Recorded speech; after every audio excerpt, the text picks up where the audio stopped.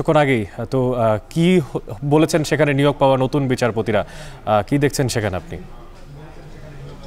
High court বিভাগ থেকে গতকাল রাষ্ট্রপতি তিনি 4 জন বিচারপতিকে আপিল বিভাগের জন্য নিয়োগ দিয়েছেন। বিচারপতিরা হলেন বিচারপতি জুবাইর রহমান চৌধুরী, বিচারপতি সৈয়দ মোহাম্মদ জিয়াউল করিম এবং বিচারপতি এমদাদুল হক এবং বিচারপতি রেজাউল হক। এই 4 জন বিচারপতি নিয়োগ পেয়েছেন আপিল বিভাগে। তাদের শপথ অনুষ্ঠান শেষ হয়েছে কিছুক্ষণ আগে। বাংলাদেশের প্রধান বিচারপতি সৈয়দ রেফাত আহমেদ তিনি এই শপথ বাক্য পাঠ করান এবং 4 জন বিচারপতি পর্যায়ক্রমে একে একে তাদের যে শপথ সেই শপথ তারা পাঠ করেন এবং তারা শপথ গ্রহণ করেন।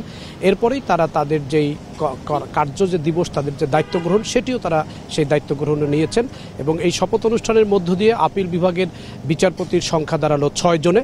অর্থাৎ প্রধান বিচারপতির পরে একজন বিচারপতি ছিলেন আশফাকুল ইসলাম, এরপরে নতুন নিয়োগ পেলেন 4 জন এবং সব মিলিয়ে আপিল বিভাগের বিচারপতির সংখ্যা দাঁড়ালো 6 জনে এবং এই 6 জনেই হয়তো আগামীকাল থেকে আপিল বিভাগের নিয়মিত বিচার কাজ, যেটি প্রায় 1 সপ্তাহের বেশি সময় ধরে বন্ধ রয়েছে, সেই কাজ শুরু হবে এটি আশা করা যাচ্ছে। একই সঙ্গে হাইকোর্ট বিভাগের কাজও চলছে। হাইকোর্ট বিভাগেও বেশ কয়েকটি বেঞ্চ আজকেও বসবে এবং আপিল বিভাগের এই শপথ অনুষ্ঠানে হাইকোর্ট বিভাগের সকল বিচারপতিরা উপস্থিত ছিলেন।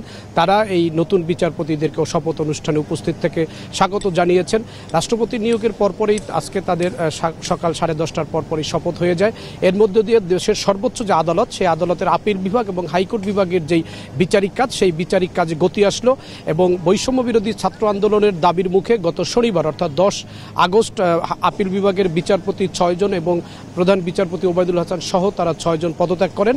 সেই পদত্যাগের পরেই আপিল বিভাগে প্রধান বিচারপতি সহ অন্যান্য বিচারকের যে শূন্যতা তৈরি হয়, সেই শূন্যতা পূরণেই গতকাল এই 4 জন বিচারপতি নিয়োগ দেওয়া হলো এবং এর আগের দিন শপথ নিয়েছেন প্রধান বিচারপতি। সবকিছু মিলে আপিল বিভাগ এবং হাইকোর্ট বিভাগে এখন বিচার কাজ করার জন্য যেই বিচারক দরকার ছিল, যে বিচারপতি দরকার ছিল, সেটি পরিপূর্ণ হয়ে গেল। এখন আর দেশের সর্বোচ্চ আদালতের বিচারিক কাজ চালিয়ে নিয়ে যেতে আইনগত বা যে বিচারক সংকটের যে বিষয়টি ছিল, যে শূন্যতার বিষয়টি ছিল, সেটি কেটে গেল। এখন আর কোনো ধরনের বাধাই থাকলো না, কোনো সমস্যা থাকলো না। এখন নিয়মিত যে কার্যক্রমগুলো বিচার বিভাগের যেই নিয়ম অনুযায়ী হয়ে থাকে, সেই অনুযায়ী চলবে আগামীকাল থেকে, সেটি আশা করা যাচ্ছে এবং আজকে 4 জন বিচারপতির শপথের মধ্য দিয়ে আপিল বিভাগের বিচার কাজ করার জন্য সকল কার্যক্রম নেওয়ার সুযোগ হয়ে গেল।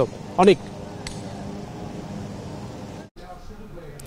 কিছুক্ষণ আগেই শপথ গ্রহণ করেছেন আপিল বিভাগের নিয়োগ পাওয়া সদ্য 4 জন বিচারপতি। সেখান থেকে যুক্ত ছিলেন সহকর্মী জাহিদ।